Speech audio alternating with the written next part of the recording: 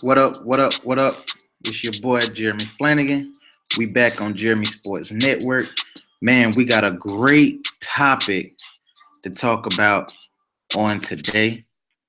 Great topic. Great topic. The NBA player power rankings. And I want to give a shout out to somebody. I want to give a shout out to a family member of mine. Today was her birthday, actually. Tamisha Flanagan. It's my cousin's wife. I want to give a shout out to her. Today is her birthday. I'm not going to reveal her age. I don't think women like for their age to be revealed, right? So I want to give a shout out to her and tell her happy birthday. But these NBA player rankings, you guys, I'm not happy with them. I'm not. I'm not happy with them at all. And the reason why I'm not happy with these player rankings is because it's just some names that's on this list that got me feeling some type of way. Seriously. Like it's some names on this list that really have me feeling some type of way. And we're gonna jump into it. I'm definitely gonna share this list with you guys because I really want to know how you feel about it. And that's one of the main things. Like, how do the fans actually feel about the NBA player power rankings? Because it means something. A lot of people say, "Oh, well, it don't mean anything." You know, we got the regular season still going, but hey, the player power rankings mean a lot to me. Reason why is because as a player, when you're a player, and what I'm going to do, I'm gonna go ahead and share it for you guys. When you're a player in the league, you these are some of the things that you tend to think about. Who do they have that's better than me? Who do they have above me? Who do they have, in reference to where I stand as a player? And people who worry about those things, a la Kobe Bryant. Kobe felt some type of way later in his career when they had Kobe Bryant down at the bottom of the list. Seriously. And you're like, did they really have Kobe down at the bottom of this list? But dude, that's back when, before Kobe torn his Achilles, before he got hurt, Kobe was ranked like out of the top, 10? Kobe was not even in the top 10. Kobe wasn't even in the top 10. So it makes you kind of question where a lot of people mindset be it when they put together these player power rankings. So if you look down in the description, if you're following this channel, and if you look down in the description, you'll be able to see the list that was formulated through the fans, I'm supposing. And this list was created. Now, in this list, for number one, they have James Harden. I'm going to go through this list. They have James Harden, number one, Russell Westbrook, number two, Kawhi Leonard, number three, LeBron James, number four, Kevin Durant, number five, Anthony Davis, number six, Giannis Antetokounmpo, number seven, Isaiah Thomas, number eight, John Wall, number nine, Jimmy Butler is number 10.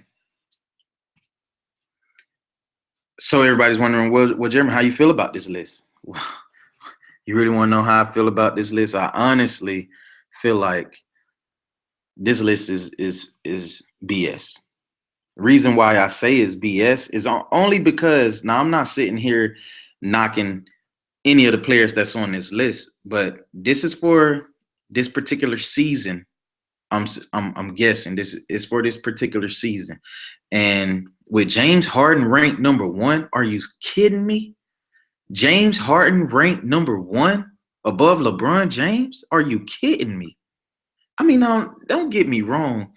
James Harden is having a great season since he moved to the point guard position. Mike D'Antoni took him from being the two, put him in the one at point guard, and he's having a great year. They just beat Cleveland the other night. They're riding on the high right now in Houston, and I believe they clinched a playoff berth. So, but to put James Harden above Kawhi Leonard, LeBron James, you have to be kidding me.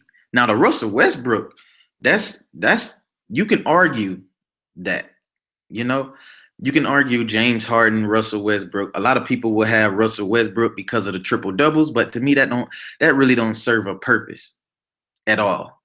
Can you win ball games? I mean, I've seen Russell Westbrook have a 60-piece point game and still lose that ball game. You know what I mean? So just because you putting up triple doubles and your team is not necessarily better than Houston and winning like Houston is winning, there's no way I can put Russell Westbrook above James Harden, because James Harden is balling out of control. Russell Westbrook is balling out of control, but at the same time, James Harden is winning ball games, and that's what matters. That's the reason why I give him the edge over Russell Westbrook to win the MVP this year, is because he's winning ball games. Now, if they do give it to Russell Westbrook, it's because he's doing something that's historic, and what's historic is the triple doubles that he's putting up.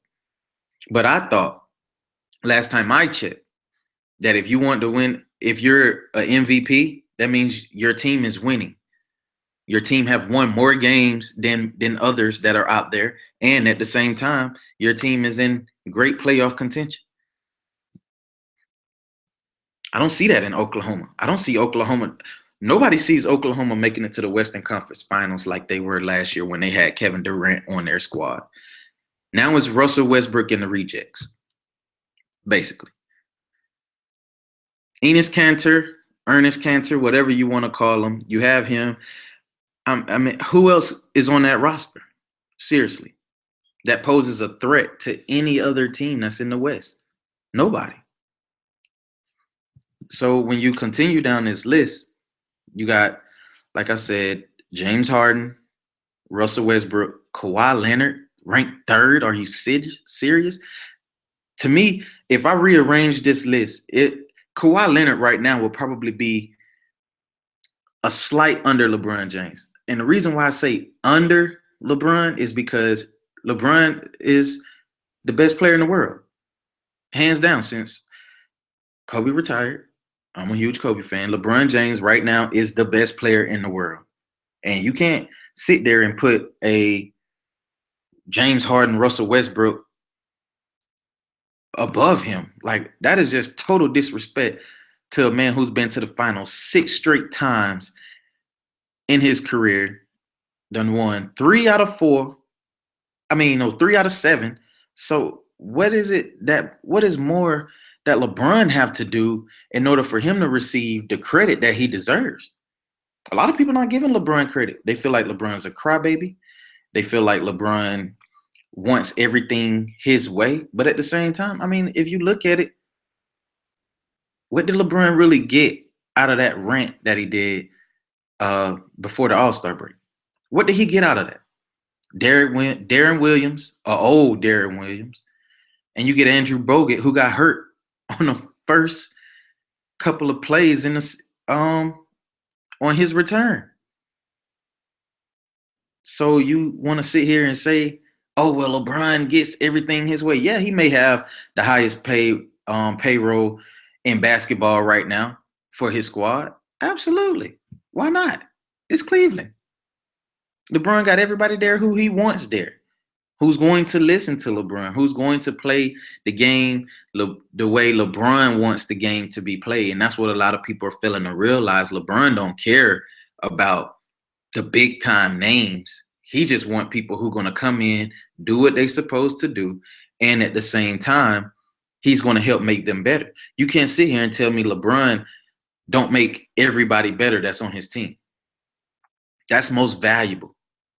That's why I put LeBron a little bit above Kawhi Leonard, because LeBron knows how to make his team successful. He knows what it takes to win. And I can't say, I mean, yeah, you could say the same thing for Kawhi Leonard, but at the same time, that Spurs team that won a championship where Kawhi was kind of dominating,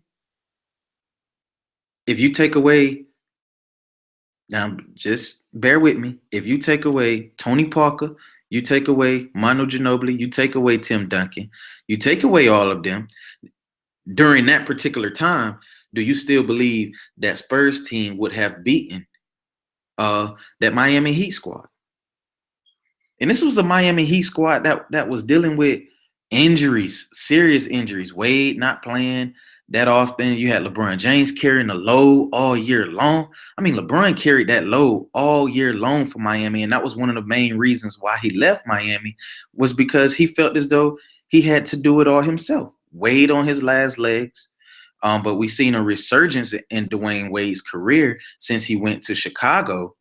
There was a resurgence in his career, and it was also a resurgence in his last playoff game that he had when everybody was thinking, okay, maybe we're going to get a Cleveland versus, another Wade versus LeBron in last year's playoffs. Does that we had a potential to get that this year? I mean, who knows? It may happen, it may not. But at the same time, LeBron had to carry that load. And he's doing the same thing now in Cleveland, but he's trying to take a step back to where he doesn't have to do so much. Right now, you got Kyrie Irving, who is playing out of his mind, and they're blowing the brake shoes off of Detroit right now.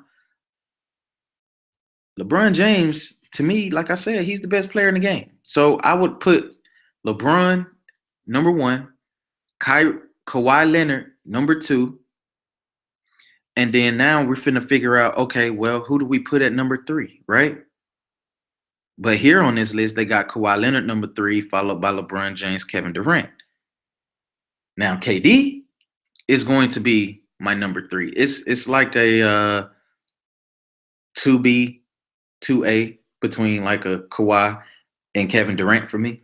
Reason why I say that is because Kawhi Leonard possesses things on the basketball court, and he has very, very, very high Q when it comes to basketball. If you watch Kawhi Leonard play, you will see that Kawhi does things that a lot of people do not predicate the game after. And he's very fundamental, and that's why he's very efficient while he's on the court.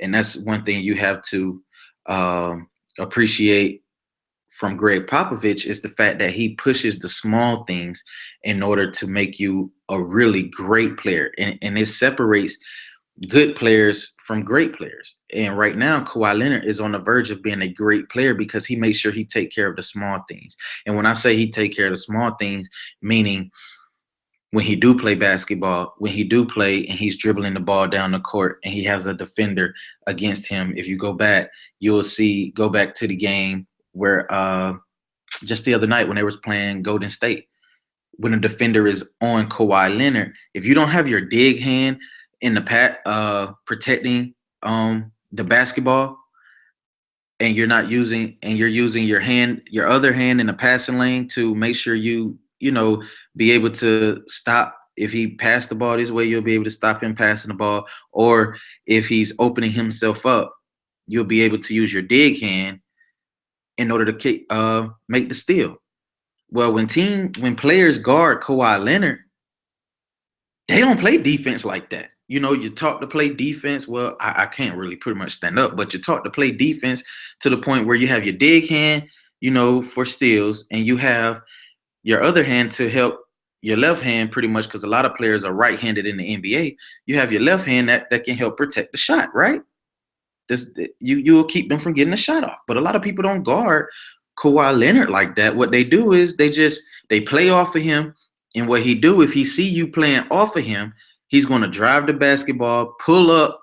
And when he pulls up, if you're not in position to where your left hand is blocking his shot, guess what? He's money all day, because he can either pump fake and come around you, or he can just go up above you and just hit his shot, and he's going to hit it all day long. That's why Kawhi Leonard is becoming really good. He's paying attention to detail, and a lot of people are not seeing that. And that's one thing that I love about Kawhi Leonard, is the fact that he's paying attention to detail. But Kevin Durant, on the other hand, he's just an unstoppable force offensively. Defensively, okay, we could say he's a little suspect. But offensively, come on, man. Seriously. Like, this man came to Golden State and he's leading Golden State in points until he got injured. Pretty much arguably, like they say, well, who's the best on that Golden State team between Clay, Steph, and KD as far as shooting wise? You have to give it to Kevin Durant. I mean, yes, it's between Steph. To me, it's between Steph and KD. But we all know that Kevin Durant could get his shot off from anywhere on the court. He don't care about who's guarding him or what. He's a mismatch. But with Steph Curry, we seen in last year's playoff game that Steph Curry, Steph can, if the pressure is on him, I mean, he can back down a little bit. And as you see, he's not in the top 10 of this list at all, which is surprising to me that Steph Curry is not on this list. But I'm going to tell you the position where Steph Curry needs to be, because it's a person that's on this list that shouldn't even be on here. And that's just being real. This list right here is a false list. I don't know who were the fans that chose this. They all had to be on some type of drugs, crack, cocaine, methamphetamines, whatever. I mean, even a person who's smoking weed wouldn't even come up with a list like this. They will actually be in their right mind. Now, I'm not condoning the fact that you should smoke weed or anything like that. But at the same time, if you look at this list, it is ridiculous. Seriously. So while we're rearranging, we got LeBron James at number 1. We have Kawhi Leonard number 2. We have Kevin Durant number 3. And number 4, that's where I'm going to slide Steph Curry. Reason why I'm going to slide Steph Curry there at number 4, because Steph is still a really good basketball player. Although he don't have to average a triple-double, he don't have to do. This is one thing that a lot of people don't understand. Steph Curry don't have to average a triple-double every night like Russell Westbrook. Russell Westbrook, reason why he have to do that is because he has no team. Steph has a team. And he plays within his offense, and he still gets off his shots, and he still scores points because he played within a team. And with Russell have to do every single thing for his squad in order for them to even be in the game or for them to win the game. And that's sad, because there's no other player that's on that team that, say Russ decides to take the night off, who else is going to step up in OKC and be a prominent figure in OKC? Nobody. You don't have another player on Oklahoma City's roster who is good enough in order for them to supersede Russell Westbrook. You don't have that. So that's why I put Steph in that position right there at 5, and then I will put Russell behind Steph Curry at 6. Reason why I say that, I mean, come on now, Russell Westbrook is slightly better than James Harden. Reason why I got James Harden sliding behind Russell Westbrook is because James Harden leads the league right now in turnovers. Although he's having a good season, but he leads the league in turnovers. Yeah, Russell's not far behind him, but he still leads the league in turnovers. Right? So let's go through what we have so far. LeBron James, number 1. Kawhi Leonard, number 2. Kevin Durant, number 3. For number 4, we had Steph Curry. For number 5, we had, who do we have at number 5? Curry. Russell Westbrook at number 5. James Harden at number 6. At number 7, I'm going to go with that boy Giannis Antetokounmpo. However you pronounce this man's name. I'm sorry. Don't be mad at me if you're watching this, Giannis. But I'm going to call you Giannis. I'm not going to call you by your last name. I don't know your last name. But Giannis is definitely having a phenomenal year this year, and he leads his team in every statistical category possible right now. Did you not hear what I just said? He leads his team in every statistical category right now. Hands down. I mean, you have no choice but to put him in this top 10 list. Right? You have no choice but to put him there. So with him going there, that's at 7. Right? So at 8, this is where it gets tricky. You got John Wall that's left. You got Jimmy Butler and Isaiah Thomas. 8, I'm going to put Isaiah Thomas right there and keep Isaiah, in that 8th range because he's 8th on this list. And he's going to fall 8th on my list. Reason being is because I give him a slight edge over John Wall because I feel as though he's producing more this year with big plays, dominating in the fourth quarter, having a phenomenal year with the players that he have on his roster. And you could say the same thing for John Wall, but John Wall is not doing it to the magnitude of a Isaiah Thomas. I mean, Isaiah is coming in the clutch in the fourth quarter. He was leading the league in points in the fourth quarter this year. Matter of fact, he still is leading the league in points in the fourth quarter this year. So hands down, I put Isaiah at number 8. I put John Wall behind him at 9. And I'm taking off Jimmy Butler, and I'm going to add somebody else, a reserve there in that list. A lot of people tell me I give Jimmy Butler a lot of hate. But I don't consider it hate. I consider it the eye test, honestly. I watched Jimmy Butler play all of last year, right? And then I saw him go into the Olympics.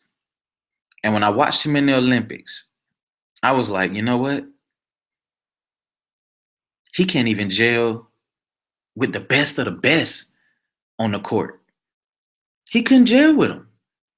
He couldn't gel together with Carmelo, LeBron, and all of those. He can't do that.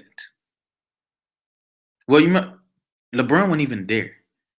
So he can't gel with Melo and Steph Curry and all those guys. He can't gel. He couldn't gel at all. Clay, to me, even though Clay was struggling in the Olympics, but Clay was just not knocking down his shots. But Jimmy Butler was like everywhere. I'm like, dude, what are you doing?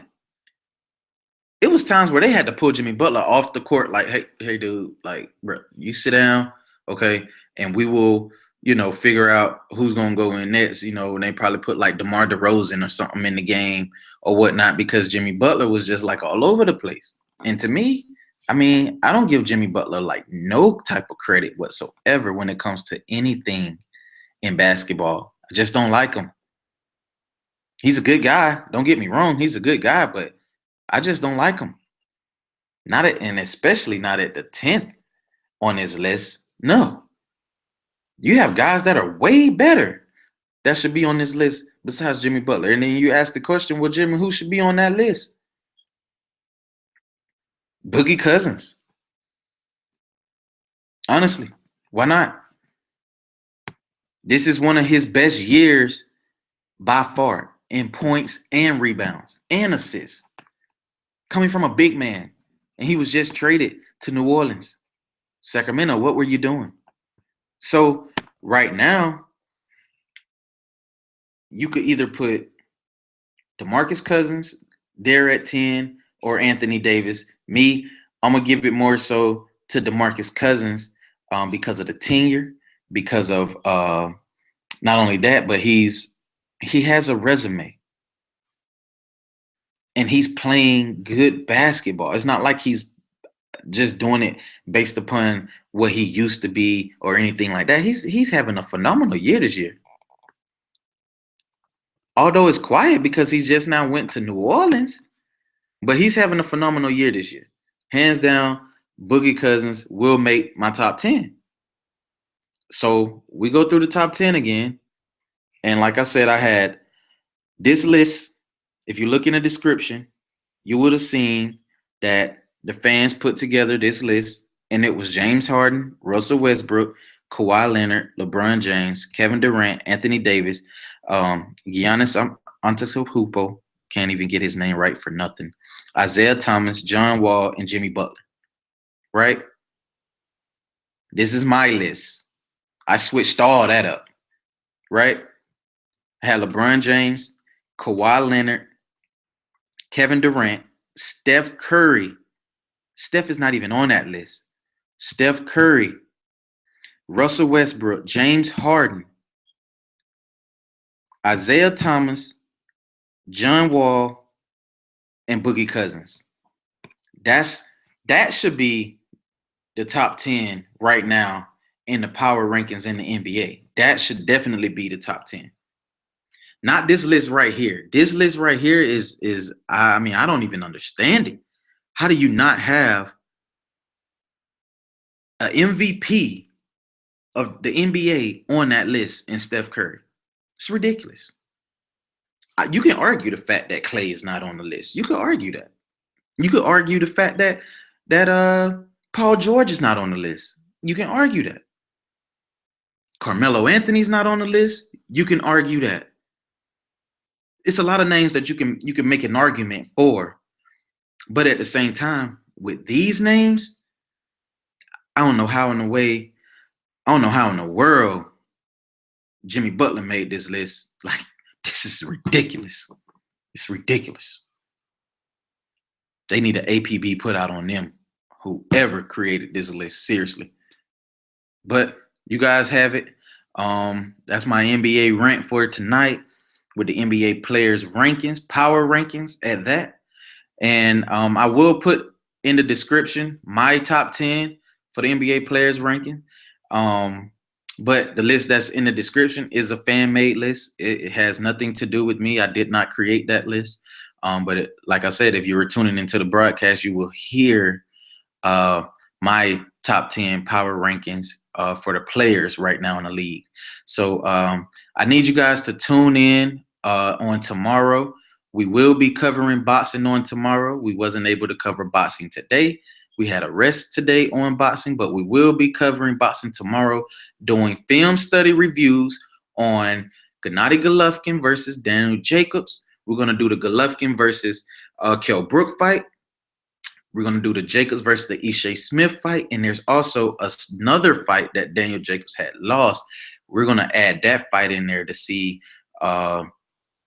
will Gennady Golovkin be able to do the same thing that caused Daniel Jacobs to lose his only match in his career. So this is Jeremy Sports Network. I need you guys to tune in tomorrow. We will have 2 special guests on the show tomorrow. Tune in so you'll be able to know who those guys are. They are big in boxing, and definitely here in Georgia in the South. So make sure you guys tune in, hit that subscribe button, hit that thumbs up button. It helps with the familiarity of the page. It helps with the page to be seen. Make sure you guys do that. This is Jeremy Sports Network. I'm signing out.